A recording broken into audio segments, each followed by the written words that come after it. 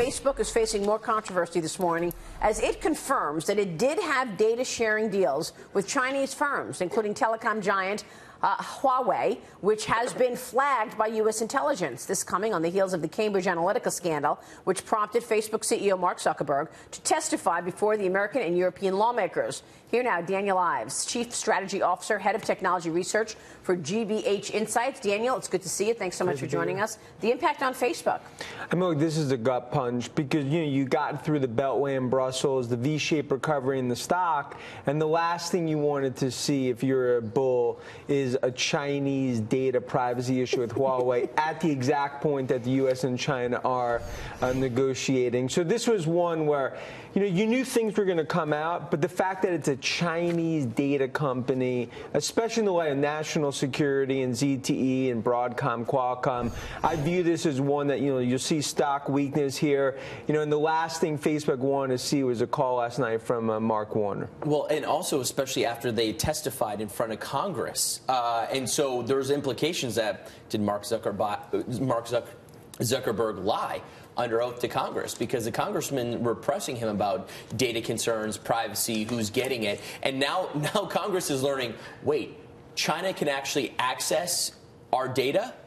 Well, and that's why the key is if it's on the phone or on the servers. Because in the article, and I think this is something that's very important, is that Facebook said that it stays on the smartphones, which is key, rather than being on the servers of a Huawei. That's much more draconian. But while we can scrap the phone and scrap the data and then host it on their own servers, there's nothing precluding them that once they access the data, what they then do with the data. And I think that's why Facebook is playing semantics, and they're playing legal. They're playing legal semantics in that regard, because they're like, well, whatever what they do is in their control. We can't control what they do with the data, and that's what they said under oath to Congress. And so that's why congressmen are going to be like, just to be clear, he wasn't under oath. Oh yeah, he wasn't under oath. He wasn't under oath when he testified. About that. It's still against the law to lie to Congress, but he was not put under oath. But he wasn't put under oath. Yeah, it makes sense to have him come on and not testify under oath. But this has been an issue. It's more than just the trade issues here, but it's the technology transfer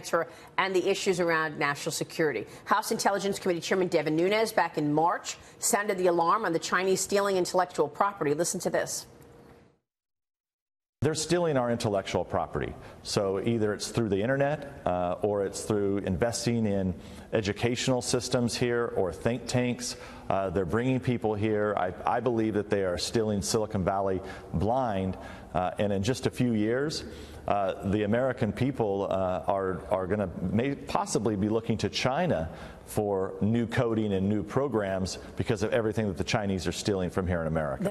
That's a pretty incredible statement right there, Dan. Do you agree with that? Look, I mean, right now, this is a game of high-stakes poker. And if you look at Facebook, they find themselves right now in the center of this. And that's why, this is a treacherous road for Facebook to navigate on the regulatory. Even though I'd say they got through this first stage in terms of the Beltway in Brussels with flying colors, now it comes down to, on that China issue, this has been, a new sort of area of the story. And I think Facebook and Zuckerberg are going to get a lot more pressure over the coming weeks and months to really put some concerns at rest, because ultimately if they find themselves in this could really add just more fire to the situation. Part of this issue, the kind of almost unfettered access that the app developers got starting back it was in 2007. Ended in 2014. What we know about the agreements with device makers that Facebook inked, including Huawei, but also Apple, Amazon, BlackBerry, and Samsung. This is growth at any cost. It's growing this business, Facebook and Zuckerberg, and kind of ignoring the users of Facebook, thinking they don't pay for it. We can do whatever we want to with their data. So the question is, how much does Facebook's growth slow now that they're going to have the spotlight of regulators on them, but also users watching their every move? Well, look, I think that's also, you have GDPR in Europe, which is a big concern. You have more of a bright spotlight, just like you're seeing every day with new articles coming out. So far, we believe it's contained. It's about $1 to $2 billion of advertising revenue that I would say it's at risk. That's about 3% of revenue. But that's why if we look at the next few quarters going to early 2019, that's going to be the key focus for the street. I mean, for the stock to move higher or to see weakness, it comes down.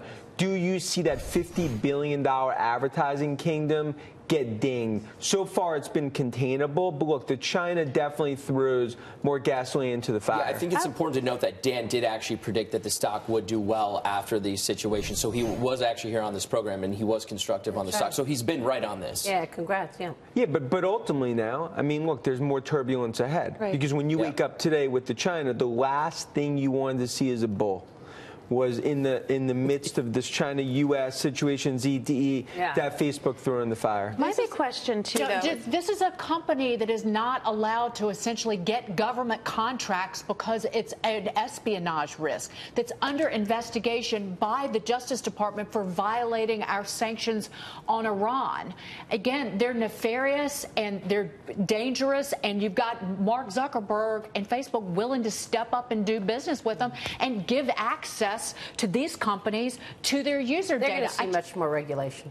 They're going to see much more How regulation. about busting them up? It raises could be that. I mean, that's also what Nunes said this Sunday. Right, Look, when you're talking about monopolies, that's a whole different conversation.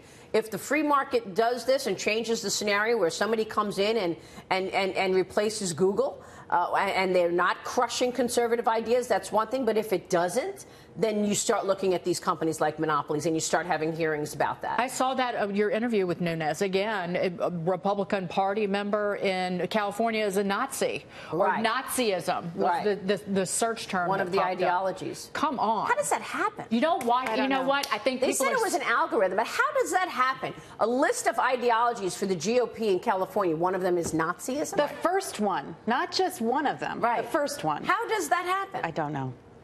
It's disgusting.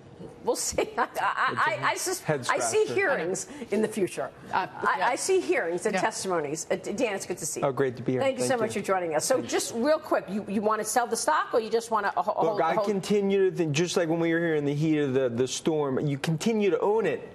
And you continue to buy it, but ultimately this China situation, if this plays out and it becomes more draconian, it does add more risk to the name and I think more headwinds ahead. All right, bottom line, Dan, good to see you. Thank you.